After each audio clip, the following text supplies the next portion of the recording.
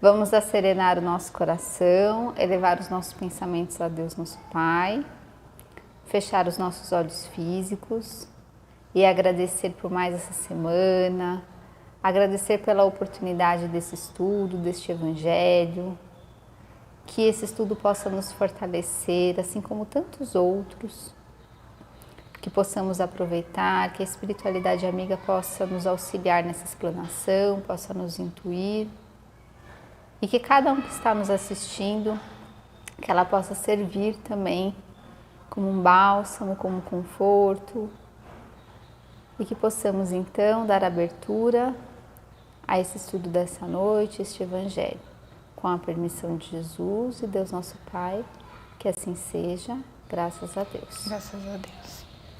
Bom, gente, hoje para a nossa leitura inicial eu trouxe um texto do livro Caminho, Verdade e Vida, um texto de Emmanuel que se chama Conforto. E ele analisa então essa passagem de João, capítulo 12, versículo 26. Se alguém me serve, siga-me. Jesus. Frequentemente, as organizações religiosas e mormente as espiritistas na atualidade estão repletas de pessoas ansiosas por um conforto. De fato, a elevada doutrina dos espíritos é a divina expressão do Consolador prometido. Em suas atividades, resplendem caminhos novos para o pensamento humano, cheios de profundas consolações para os dias mais duros. No entanto, é imprescindível ponderar que não será justo querer confortar-se sem se dar ao trabalho necessário.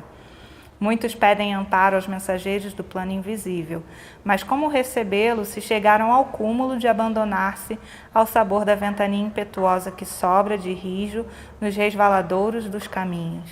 Conforto espiritual não é como o pão do mundo, que passa mecanicamente de mão em mão para saciar a fome do corpo, mas sim como o sol, que é o mesmo para todos, penetrando, porém, somente nos lugares onde não se haja feito um reduto fechado para as sombras.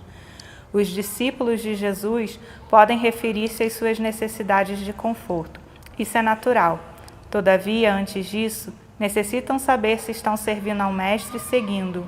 O Cristo nunca faltou às suas promessas. Seu reino divino se ergue sobre consolações imortais, mas para atingi-lo faz-se necessário seguir-lhe os passos e ninguém ignora qual foi o caminho de Jesus nas pedras deste mundo. Então, gente, o texto nos mostra que, geralmente nos momentos em que a gente é atingido pela dor, e que a dor expõe essa nossa fragilidade interna, são os momentos em que a gente busca a Deus, esse Pai misericordioso que nos acolhe, porque nesses momentos é quando a gente sente que a gente realmente tem um Pai amoroso que nos abraça independentemente do que somos, independentemente do que fazemos, e sempre nos dá a possibilidade de recomeçar. E a doutrina espírita, mas também não somente ela, as religiões em geral, elas nos mostram que, para além, a seu jeito, cada uma com as suas crenças, com as suas proposições, mas que para além da dificuldade, há também crescimento, há também aproveitamento, E para além da vida, ou seja, quando o nosso corpo físico se esvai, há ainda mais vida, E há esse Deus, esse Pai amoroso que nos dá novas oportunidades e recomeços, e a gente então segue sempre em frente, numa cadência aí de progresso, numa cadência rumo à felicidade. E quando a gente se vê diante dessa realidade que a doutrina e que as religiões nos apresentam, todos os nossos problemas que pareciam ser grandes, eles acabam se tornando menores, Porque a gente então ganha uma nova perspectiva da vida. E todos os nossos apegos também a esse mundo, os nossos apegos mundanos, eles acabam se desfazendo porque a gente percebe que os nossos tesouros não são daqui, assim como a felicidade não é daqui. E com a ajuda do nosso Mestre Jesus, com a ajuda do nosso Pai amoroso, de Deus, nós conseguiremos superar todos os momentos difíceis que se apresentam na nossa vida e a gente vai um dia, sim, alcançar essa felicidade. Mas será que essa felicidade vai cair nas nossas mãos, do nada, sem esforço? Então, claro que não. Jesus nos ensina, buscai e achareis. Então, ele coloca um movimento à frente, Movimente-se, lute contra a sua dor, Tente fazer o seu melhor, pense no próximo, se transforme intimamente, Siga o caminho que eu estou te mostrando, para que então você possa construir dentro de si esse mundo né, esse reino de Deus que Ele nos ensina e que Ele nos mostra que é possível, mas também exige um esforço nosso. E Ele disse também, pedi e obtereis, então fortaleça a sua fé. Né? No último evangelho a gente falou sobre a fé, e a fé é importante, é um ingrediente muito importante, né, nas realizações que a gente espera para a nossa vida. A gente precisa ter fé. Então, pedi e obtereis. Então, transforma a sua luta em trabalho, trabalha no bem, né? Transforma a sua dor em luta, né? E tenta, então, fazer de tudo, como aquele ditado popular, faz do limão uma limonada, né? Faça do limão uma limonada. Tudo que está doendo, tudo que está te fazendo sofrer, aproveita essa oportunidade, que é também uma oportunidade divina para você crescer, para você se transformar. E isso é o seu esforço, é você conseguir atravessar as situações que são colocadas à sua frente, você atravessar com resignação, você atravessar com seu esforço pessoal e próprio, sabendo que mais à frente tudo aquilo vai ser passado, vai ser experiência vivida e vai agregar na sua transformação, né? E quando a gente se entrega, então, a essa seara de Cristo, quando a gente supera as nossas dores, quando a gente vive esse esforço, então, e espalha essa boa nova com amor, né, com esperança a todos aqueles irmãos que nos cercam, então a gente realmente está servindo ao Mestre, seguindo ao Mestre. Então, essa é a reflexão de hoje para a gente começar o nosso Evangelho. Muito bom, amiga. E aí você foi falando assim, a felicidade podia cair, né? No nosso colo fácil. Eu pensei assim, podia, né? Seria bom, gente, mas não é assim que funciona. Tá vendo? O espírito evoluído, né? Que eu só podia, o senhor podia, mas estamos nas mesmas batalhas. Isso é bom para que a gente, né, se identifique um com o outro. Né? Mas vamos lá, gente. Bom, essa parábola do mal rico, acho que é bem conhecida, né, por todo mundo. E era uma parábola curtinha, né? Então vamos lá. Tinha um homem que era muito rico, que vestia púrpura e linho, e ele se tratava magnificamente todos os dias. Tinha, porém, um pobre chamado Lázaro, que deitado à sua porta estava coberto de úlceras e muito estimava poder mitigar a fome com as migalhas que caíam da mesa do rico. Mas ninguém lhes dava, e os cães vinham lamber as suas chagas, né? Ora, aconteceu que o pobre morreu e foi levado pelos anjos, né, para o seio de Abraão. E o rico também morreu e teve por sepulcro o inferno. Quando se achava nos tormentos, levantou os olhos e viu de longe Abraão e Lázaro em seu seio. E exclamando, disse essas palavras: Pai Abraão, tem piedade de mim e manda-me Lázaro a fim de que molhe a ponta do dedo na água para refrescar a língua, pois sofro horrível tormento nessas chamas. Mas Abraão respondeu: Meu filho, lembra-te de que recebeste em vida os teus bens e de que Lázaro só teve males, por isso ele agora está na consolação e tu nos tormentos. Ademais, existe para sempre o grande abismo entre nós e vós. De sorte, os que queriam passar daqui para aí não podem, como também ninguém pode passar de um lugar onde está para aqui. Então disse o rico: Eu, então te suplico, pai Abraão, que o mandes à casa do meu pai, onde eu tenho 5 irmãos, e a dar-lhes o testemunho dessas coisas, a fim de que não venham também eles para esse lugar de tormento. Mas Abraão lhe retrucou: Eles têm Moisés e os profetas, que os escutem. Não, meu pai Abraão, disse o rico, se algum dos mortos for com eles, farão penitência. E respondeu-lhe Abraão: Se eles não ouvem a Moisés, nem aos profetas, também não acreditarão, ainda mesmo em algum do que os mortos ressuscitem. Isso está em Lucas, no capítulo 16, versículos 19 a 31. Bom, gente, essa parábola, apesar de pequena, né, Fê, ela traz muitas questões, como a riqueza, a desigualdade social, o apego aos bens. Tem várias coisas que a gente pode destrinchar dela. E aí vou trazer o item 7 desse mesmo capítulo 16 que a gente está estudando, que seria a prova da riqueza. Que ele diz assim, que se a prova da riqueza fosse um obstáculo absoluto à salvação, né, daqueles que a possuem, né, conforme poderia inferir a certas palavras de Jesus, se a gente fosse interpretar o texto pela letra e não pelo espírito.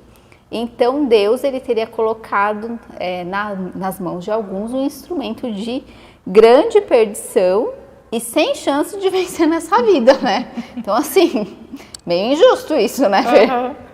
Então assim, isso foge um pouquinho à razão das coisas. Mas sem sombra de dúvidas, como está no Evangelho, que a espiritualidade, né, nos traz, isso em várias obras, né, amiga? A prova da riqueza, ela é uma prova bem difícil, com grandes tentações, porque ela traz muita fascinação, ela atiça muito o nosso orgulho, a nossa vaidade, né? Ela traz grandes tentações, um laço assim, é o laço mais forte que o homem, né? Que a gente fica mais preso à terra, que nos desvia dos pensamentos, né? Para os céus. Então, ela é muito mais, às vezes, difícil do que passar pela prova, por exemplo, da miséria, né? Então, às vezes, aquele que ele passa, por exemplo, que ele passa por uma situação muito difícil e ele fica rico, né? E ainda mais, como que fala assim, ele se esquece daquela condição, ainda é pior, né? Porque se você ainda nasce no berço de ouro, né? Se você ainda nasce em condições, aí você nasceu numa bolha, você foi crescendo naquela bolha, aí você olha e fala assim, gente, nunca vi além da minha bolha, né? Nunca te apresentaram um mundo que tem além dessa entendeu? bolha, né? Então, assim, isso acontece muito, né? A gente fala assim, gente, sai da sua bolha, se coloca na situação do outro. Mas tem muitas pessoas que, enfim, né, vivenciaram isso. Mas quando você estava naquela situação de necessidade e você cresce para uma situação muito favorável e se esquece daquela situação, a espiritualidade fala que isso tem um comprometimento ainda maior, né? Então, essa riqueza, ela é uma prova muito difícil, mas ela pode ser um meio também de salvação. Então, ela não é um meio de perdição. Quando bem utilizada a riqueza, ela é sim um meio de salvação. Depende do propósito e do nosso discernimento. Com certeza, amiga. E assim, os benefícios terrenos que nos são apresentados, né, nas nossas longas experiências que a gente tem aqui, eles sempre são para que a gente se adiante. Sim. Né? Eles nunca são para que a gente se atrase ou para que a gente estagne, né? Porque, por exemplo, o nosso corpo físico nos é dado para ser o templo do nosso espírito, para que a gente possa vivenciar essas experiências que a gente tem que passar, né, para o aprimoramento espiritual mesmo que a gente precisa para evoluir. A alimentação que a gente recebe da natureza é o que nos mantém vivos, né? Sim. É o que muitas vezes nos faz vencer também obstáculos de sobrevivência. A água nos purifica, né? A natureza, ela nos oferta todos os recursos que a gente precisa para a gente seguir adiante. Agora, o uso em desequilíbrio de todas essas coisas que nos são ofertadas, aí sim geram, né, e representam primeiro uma enfermidade espiritual, né, e geram essas grandes diferenças que existem hoje, que a gente, enfim, vê irmãos passando, né, por situações muito difíceis, enquanto outros estão em situações, né, muito diferentes e com muita riqueza, com muita luxúria, enfim.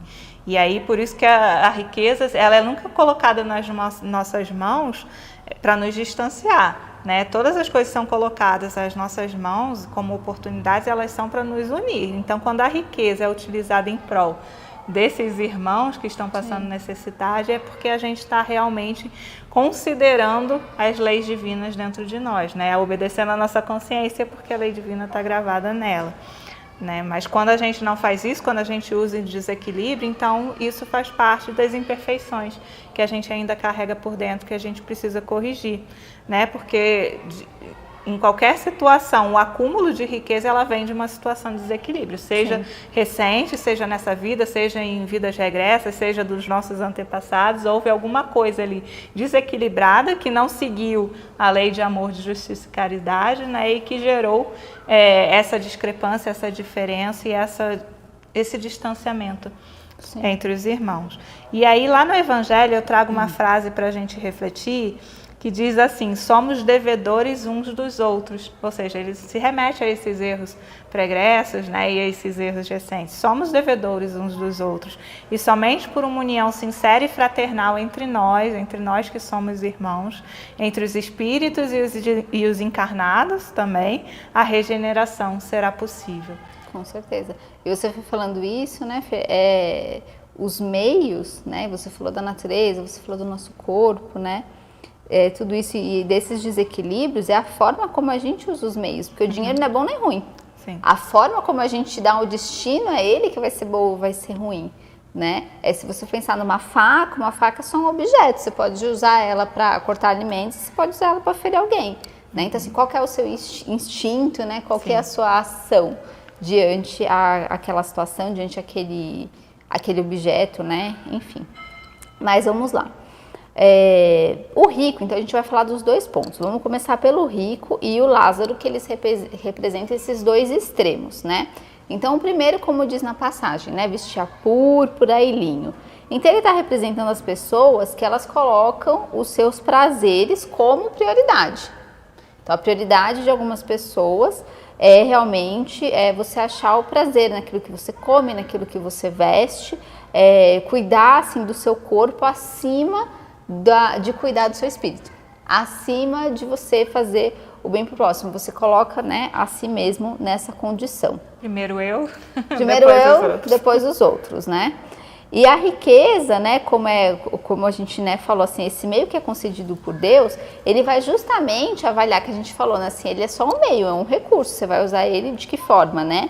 Então, é justamente para avaliar essa sabedoria de bondade do ser humano, que você comentou também. É como se fosse um teste da nossa capacidade moral, né? Então, esse teste que tá escrito lá no Evangelho, dando-lhe o livre-arbítrio, quis ele que o homem chegasse por experiência própria, porque é muito fácil quando você fala assim, a felicidade chega no nosso colo, seria mais fácil, gente, confesso que seria, né? Mas e o mérito, né? Então, assim, o dinheiro cai no nosso colo, né? Então, assim, cadê? Por experiência própria, distinguir o bem do mal, né? Então, assim, de que forma a gente vai usar esse recurso? E aí, cada um tem, né, que possuí-la para exercitar e utilizada, né, e fazer bom uso, então, desse recurso. Sim, e você falou do teste, né, para testar a nossa capacidade moral. Então, se a gente hoje se encontra numa situação de conforto, numa situação financeira muito boa, e se a gente não se compadece com o irmão que está numa situação totalmente desfavorável, né? Às vezes com a sua família nas ruas, passando frio, passando fome, se a gente passa por ele e não se compadece, a gente está reprovado nesse teste, né? Não é possível. Né? E muitas vezes isso acontece, né? E muitas vezes isso acontece com pessoas conhecedoras do Evangelho, muitas vezes isso acontece com pessoas que se dizem religiosas dentro de um templo, mas quando saem, passam por aquele irmão, né? E são indiferentes. Então, é realmente um teste para a gente, é para a gente refletir realmente, né? E se você acha que as coisas boas que você tem na sua vida são recompensa de Deus por algo, pelas suas obras, né? Pelas suas obras maravilhosas. A gente costuma julgar que nós fazemos coisas, né, muito boas. E se a gente acha que isso é uma recompensa, isso não só é injusto e um pensamento errado, porque é um engano da nossa parte pensar assim, mas é também um julgamento, porque então aquelas pessoas que estão passando dificuldade não fizeram nada, né, então são merecedoras daquele sofrimento. A gente sabe que Deus não quer o sofrimento de ninguém, né? Exatamente. São situações pelas quais a gente passa e a oportunidade que a gente tem, nós que estamos numa condição boa, de ajudar aquele irmão que está numa situação ruim e voltar a esse equilíbrio, né, e mostrar e atender a lei divina, a lei de amor, de justiça e de caridade. Mas muitas vezes, em virtude da nossa ambição, do nosso apego às coisas mundanas, a gente acaba se esquecendo dos nossos laços afetivos, né, da capacidade que a gente tem de se relacionar com o outro e de amar o outro verdadeiramente como irmão. A gente acaba amando as coisas ao invés de amar as pessoas. E a gente está numa sociedade que realmente isso tem sido muito forte, né, Fezinha? Sim. A gente vê isso muito intenso na nossa sociedade, de amar o ter e não focar no ser, né?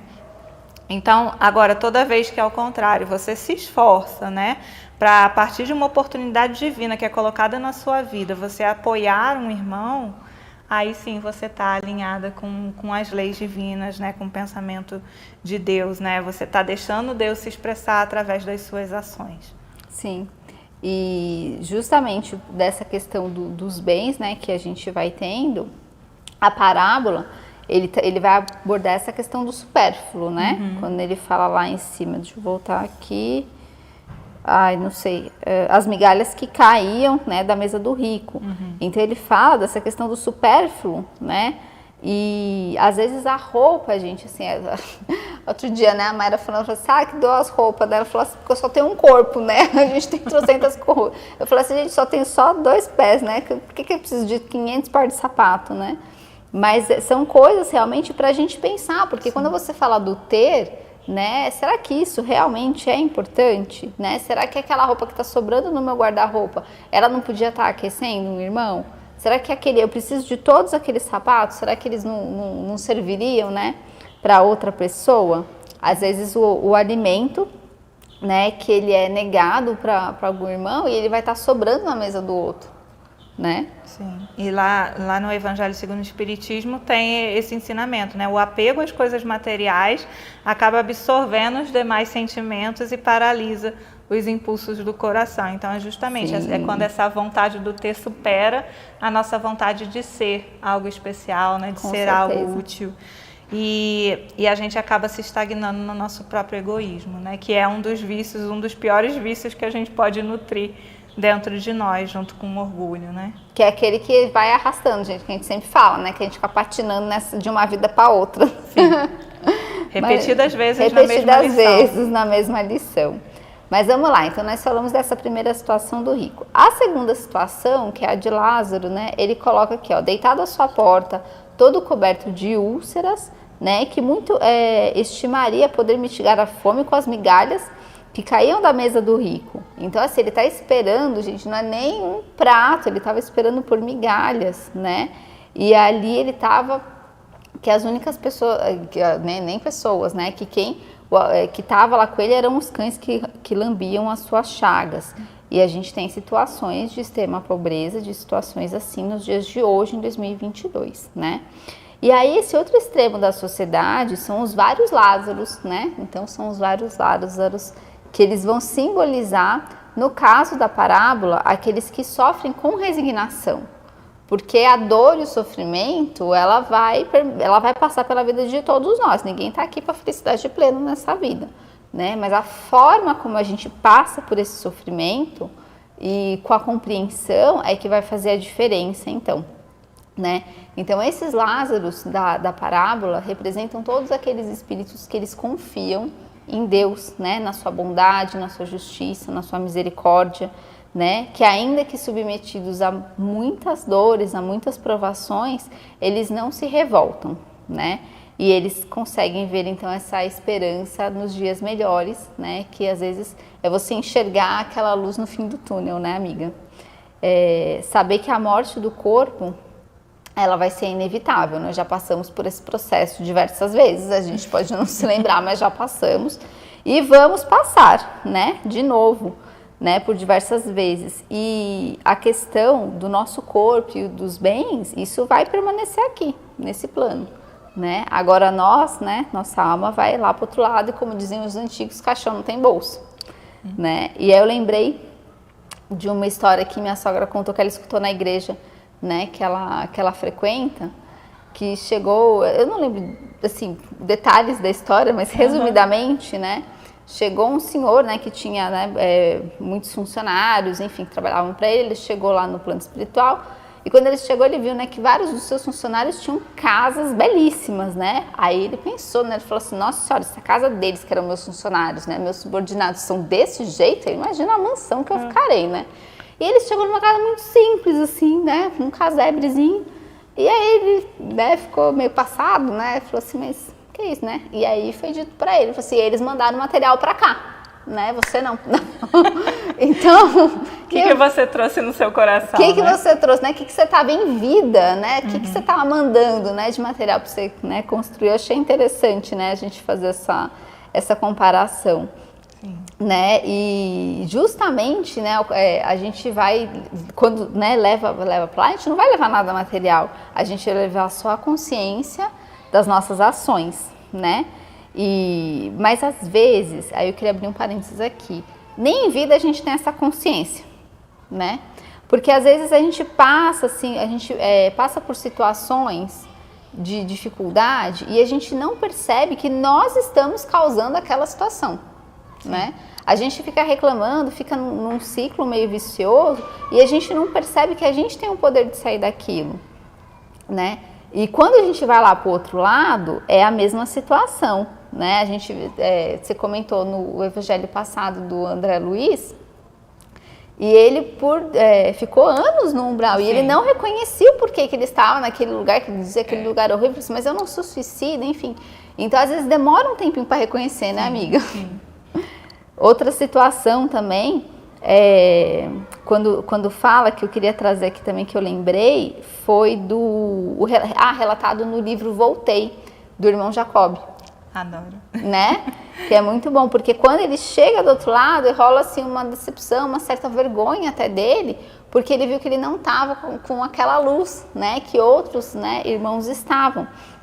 Então, essa questão realmente da gente, às vezes, reconhecer essa situação, ou às vezes a falta da nossa ação, nos reconhecer, né, quando a consciência realmente bate,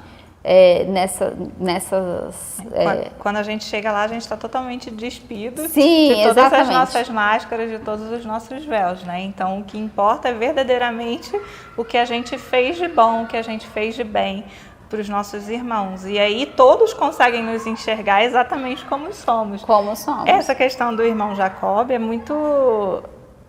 muito intensa, porque ele chega lá, quer dizer, ele encontra os irmãos que caminharam junto com ele, né, na casa espírita. Ele Sim. era uma pessoa que se doava às obras, né, mas será que ele se doava tanto?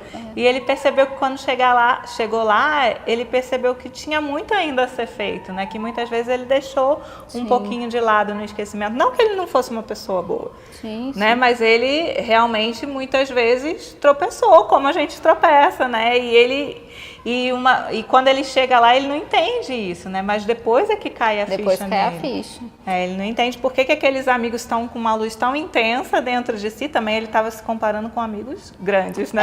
Não eram amigos pequenos, mas, enfim, ele chega e vê aquele brilho intenso. Sim. E ele pensa, poxa, o que eu deixei de fazer, né, que não me trouxe, então, esse brilho também no meu espírito. Então, que a gente reflita aqui, já que a gente já está aqui ainda com oportunidade de trabalhar, né, nas nossas imperfeições, o que eu estou deixando de fazer que quando eu chegar lá vai pesar sobre mim, né? Vamos fazer agora, a gente tem esse caminho aí pela frente, tem essas oportunidades que Deus nos entrega. Sim. Vamos trabalhar. E eu sempre brinco, né, que às vezes, né, até numa situação, né, uma amiga querida aqui da casa, né, tava falando, né, de medo de ir pro umbral, essas coisas, aí eu falo, gente, assim, a gente tem que ter medo de ir pro umbral, porque a gente vai encontrar uma galera lá. Entendeu? Muita gente conhecida. Muita gente conhecida, entendeu? A gente entra junto e sai junto dessa e tá tudo certo. Um ajudando o outro. Um ajudando o outro, cata na mão e vai, né, ninguém Mas vamos lá, gente.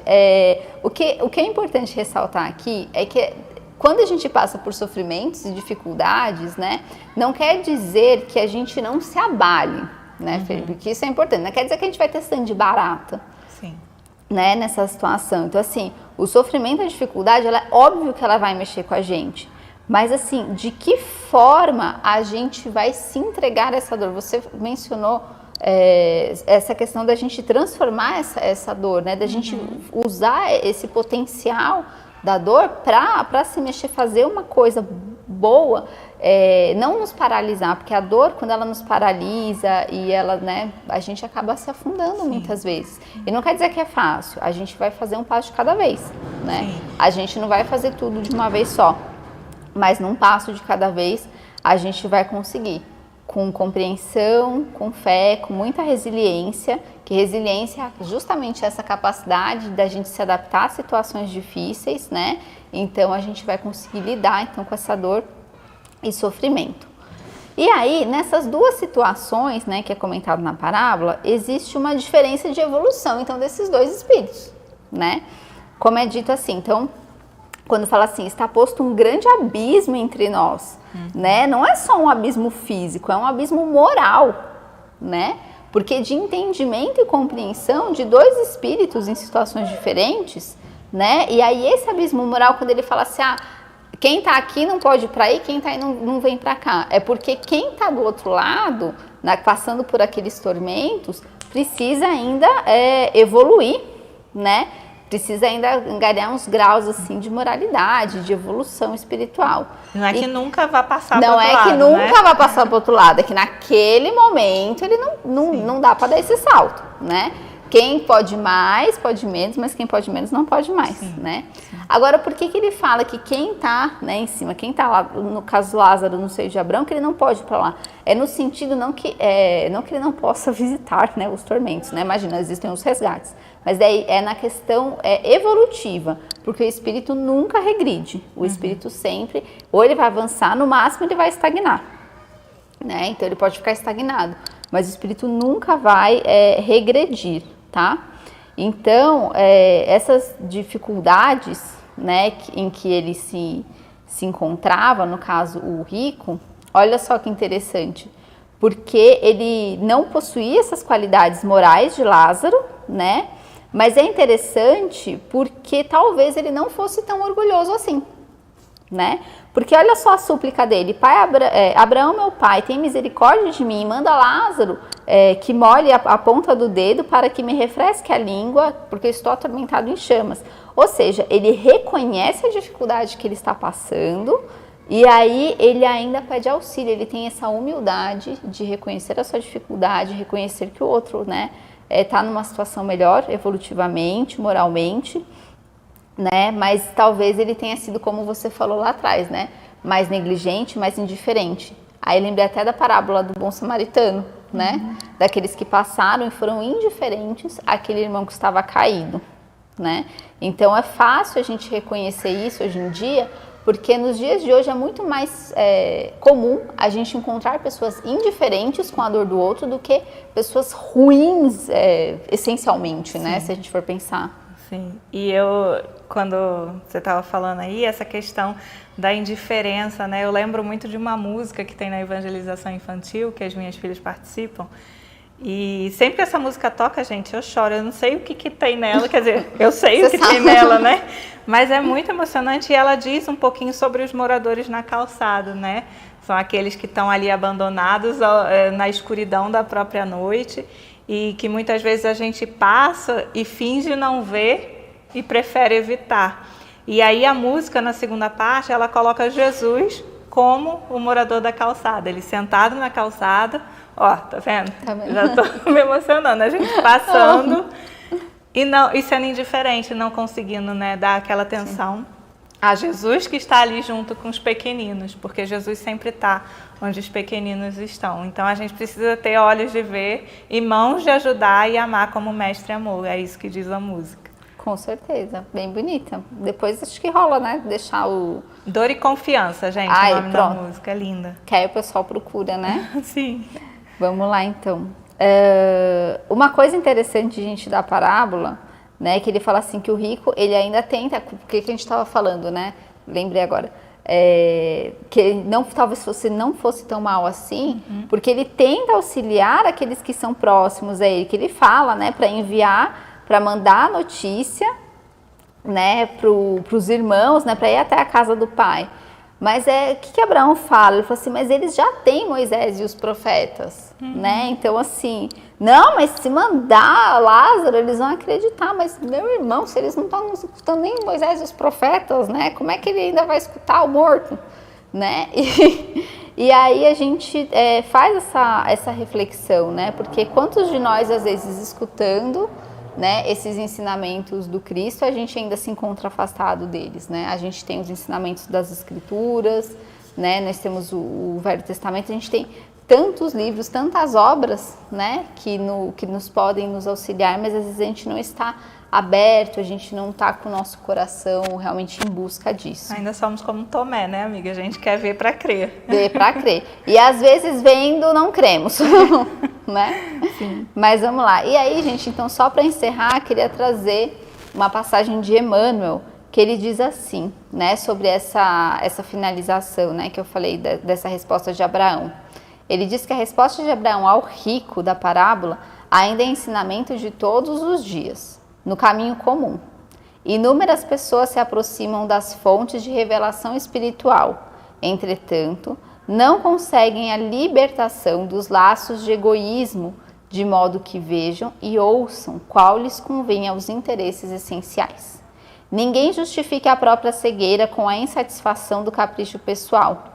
O mundo está repleto de mensagens e emissários há milênios.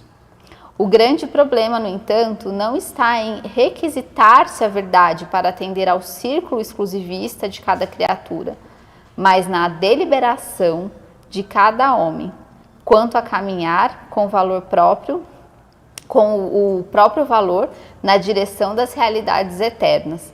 Então, gente, quando você falou do egoísmo, o egoísmo ele nos impede de enxergar, porque às vezes a gente até lê, só que a gente não está confortável às vezes para abrir mão de certas situações, de certos confortos. A gente ainda se coloca na situação do rico, de colocar o beber, o comer, o vestir-se, o nosso assim ainda em primeiro lugar, né?